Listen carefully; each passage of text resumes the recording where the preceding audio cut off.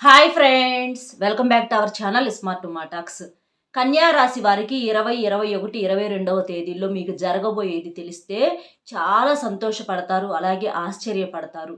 ఎందుకు అనంటే మీకు వచ్చేటప్పటికి ఒక మంచి శుభవార్త అనేది వింటున్నారు. అలాగే ఇంకా ఏంటంటే కొన్ని రకాలైనటువంటి సమస్యలు, అంటే వాటి గురించి కొంచెం బయటికి చెప్పుకోలేక మీలో మీరేంటంటే చానాల నుంచి కూడా నలిగిపోతూ ఉంటున్నారనమాట. అలాంటి సమస్యల గురించి మీకు ఒక మంచి రిలీఫ్ అనేది కూడా దొరకపోతుంది.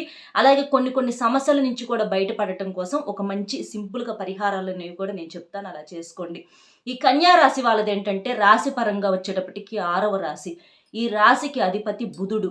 ఈ కన్యా రాశి వాళ్ళకి ఏంటంటే కష్టాలు అనేవి చాలా ఎక్కువగా వస్తాయని చెప్పుకోవచ్చు. అంటే ఫస్ట్ నుంచి కూడా వాళ్ళు చిన్నప్పటి నుంచి కూడా వాళ్ళ చుట్టూతా ఉన్నటువంటి పెరిగిన వాతావరణం కానీ పరిసరాలు కానీ ఏంటంటే కష్టాలు భయాలు కొంచెం ఏంటంటే వాటిట్లో నలుగుతా పెరుగుతూ ఉంటారనమాట. కాబట్టి వీళ్ళకి జీవితం అంటే ఏంటి, మంచి అంటే ఏంటి, చెడు అంటే ఏంటి, నలుగురితో ఎలా మసులుకోవాలి ఏంటి అనేది చాలా బాగా తెలుసు అనమాట.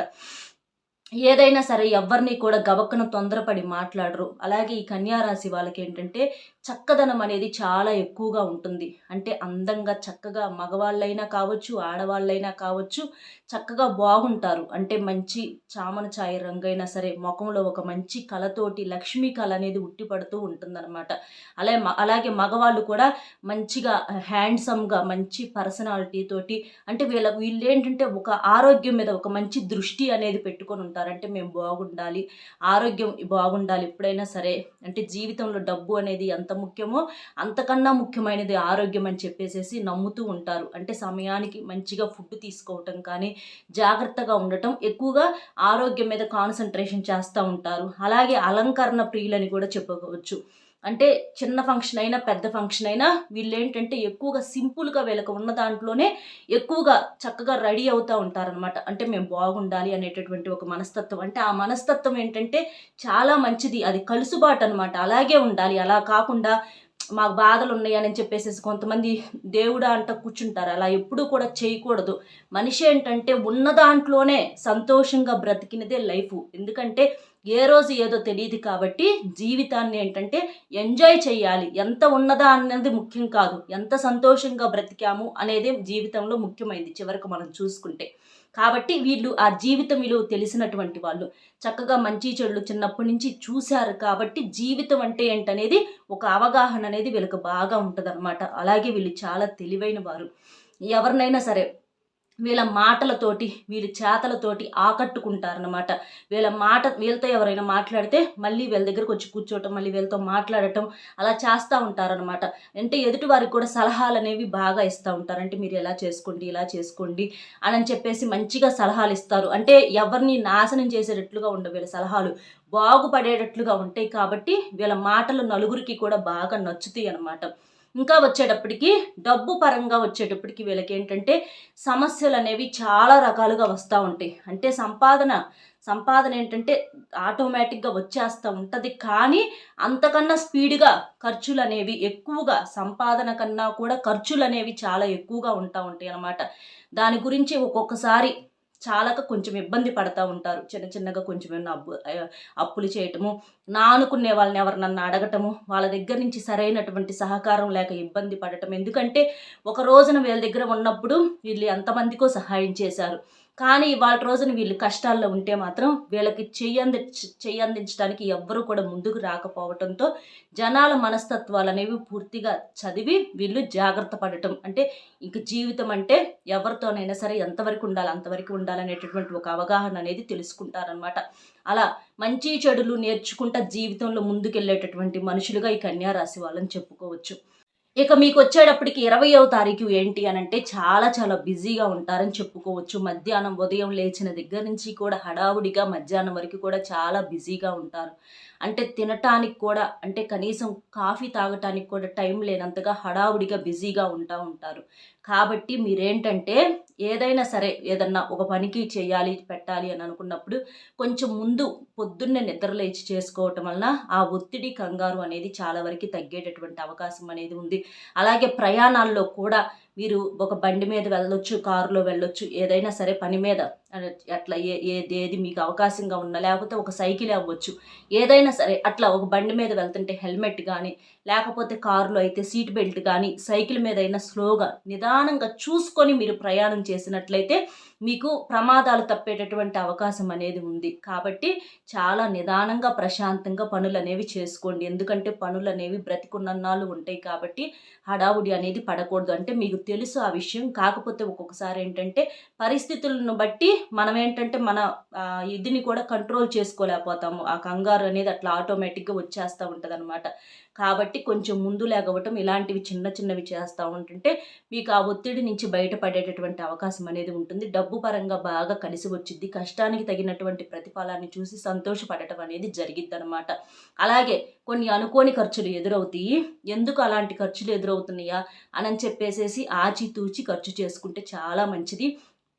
ఫ్రెండ్స్ పరంగా కూడా ప్రతి విషయాన్ని కూడా మీరు షేర్ చేసుకోమాకండి. ఎందుకంటే మీరు జనానికి మంచి సలహాలు ఇచ్చినా మీకు మాత్రం ఎదుటి వాళ్ళు కూడా మంచి సలహాలు ఇస్తారని గ్యారంటీ ఏమీ లేదు. కొంతమంది ఇవ్వచ్చు, కానీ ఎక్కువ శాతం మిమ్మల్ని నష్టపరిచే విధంగా సలహాలు ఉంటాయి. కాబట్టి అది కరెక్టా కాదా అని ఒకసారి మీరు ఆలోచించుకొని అడుగు వేయండి. అలాగే మీకు కుదిరితే ఇంట్లో చక్కగా దీపారాధన చేసుకోండి. శివుడికి కానీ, లేకపోతే శివాలయానికి వెళ్ళటం కానీ, ఇలాంటివి చేస్తూ ఉంటే మీకు బాగా కలిసి వచ్చింది. అలాగే 21వ తారీఖు మీకు ఎలా ఉంది అని అంటే, 21వ తారీఖు వచ్చేటప్పటికి భార్యాభర్తల పరంగా ఇంట్లో కొంచెం చిన్న చిన్న గొడవలు అనేవి జరుగుతూ ఉంటాయి. అంటే ఏదో ఒకటి పిల్లల కాడ కానీ ఏదైనా తీసుకురమ్మని తేవట్లేదని, సరిగ్గా పట్టించుకోవట్లేదనో, పెందలాడి ఇంటికి రావట్లేదనో, లేకపోతే ఎవరన్నా మధ్యలో వాళ్ళ మూలని గొడవలు కానీ, ఏదో ఒకటి అనుకోని కారణాల వల్ల అనుకోని గొడవలు అనేవి జరిగేటటువంటి అవకాశం అనేది ఉంది. కాబట్టి ఏదైనా సరే ఎవరితోనైనా ఎంతవరకు మాట్లాడాలో అంతవరకే మాట్లాడండి. ఇంట్లో అయినా బయట అయినా సరే అతిగా మాట్లాడొద్దు, అతిగా ఏది కూడా చెయ్యొద్దు. అది ప్రేమైనా, మాటైనా, కోపమైనా ఏదైనా సరే హద్దుల్లో ఉంటే మనము ఎదుటి వారికి చులకన అవ్వకుండా ఉంటాము. మనము జనం చేత మాట పడాల్సినటువంటి అవసరము, గొడవలు రాకుండా ఉండేటటువంటి పని ఉంటుందన్నమాట. అలాగే మీకు ఉద్యోగ పరంగా మంచిగా కలిసి వచ్చేటటువంటి అవకాశం అనేది ఉంది. అంటే చేసే పని కాడ కూడా తక్కువగా మాట్లాడండి. అలా చేయటం వల్ల మీకు రెస్పెక్ట్ అనేది పెరిగిద్ది. వ్యాపారం చేస్తే వ్యాపారంలో కూడా మంచిగా కలిసి వచ్చిద్ది. ఇంకా ఈ సంవత్సరం మీరు చెప్పాలంటే కొత్తగా ఏదన్నా ఆస్తులు కొనేటటువంటి అవకాశం అనేది ఉంది. అది ఒక స్థలం రూపంలోనో, భూమి, పొలము, లేకపోతే బంగారం కానీ, లేకపోతే ఒక బండి కానీ, ఏదైనా సరే మంచిగా కొనుగోలు చేసేటటువంటి అవకాశం అనేది ఉంది. చాలా సంతోషంగా ఉంటారు అవి చూసుకొని.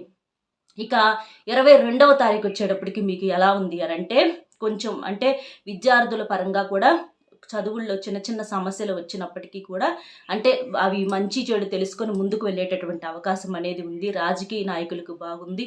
అలాగే కొంచెం ఈ ఇంట్లో అనారోగ్య సమస్యలు అంటే పిల్లలకు కానీ, పెద్దవాళ్ళు కానీ తరచూ జబ్బు పడటము, వాటి వల్ల ఎక్కువగా డబ్బు ఖర్చు అవ్వటము, ఇలాంటి సమస్యలు అనేవి అంటే ఏదన్నా ప్రయాణాలు చేయాల్సి రావటము, కొన్ని సమస్యలు అనేవి ఎదురవుతూ ఉంటాయి అన్నమాట. లేకపోతే కొంచెం అనుకునే వాళ్ళ దగ్గర నుంచి నిందల పాలవ్వటము, ఇట్లా రకరకాలుగా ఏదన్నా ఎవరికన్నా డబ్బులు మధ్యలో ఏదన్నా మీరు అడ్డం ఉంటే అవి మీ మీద పడటము, ఇట్లా కొన్ని రకాల సమస్యలు అనుకోని అది ఏ రకంగానైనా అవ్వచ్చు.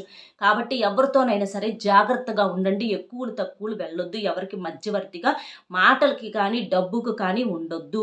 అదొక్కటి కూడా మీరు గమనించండి. జనాలకి ఏంటంటే ఎక్కువగా ఫోనుల్లో టచ్లో ఉండటము, ఫోనుల్లో పదే పదే మాట్లాడటము, బంధువులతోనైనా, రక్త సంబంధికులతోనైనా, ఎవరితోనైనా సరే ఎక్కువగా ఫోనుల్లో మాట్లాడొద్దు. ఎవరితో ఎక్కువగా ఓపెన్గా ప్రతి మాటను కూడా షేర్ చేసుకోవద్దు. అలాంటివి చేస్తే చాలా నష్టపోతారు. డబ్బు పరంగా కలిసి వచ్చినప్పుడు దీపం ఉన్నప్పుడే ఇల్లు చక్కబెట్టుకున్నట్లుగా ₹1 వచ్చినప్పుడే సేవింగ్ చేసుకోవటం అనేది చేయటం వలన ఫ్యూచర్లో మీకు ఎక్కువగా ఇబ్బందులు పాలవకుండా ఉండటానికి అవకాశం అనేది ఉంది. ఎందుకంటే బెల్లం ఉన్నప్పుడు ఈగల వాలినట్లుగా మీ దగ్గర డబ్బు ఉన్నప్పుడు మీ ఫ్రెండ్స్ కానీ, మీ బంధువులు కానీ వచ్చి తిని వెళ్ళిపోతారు.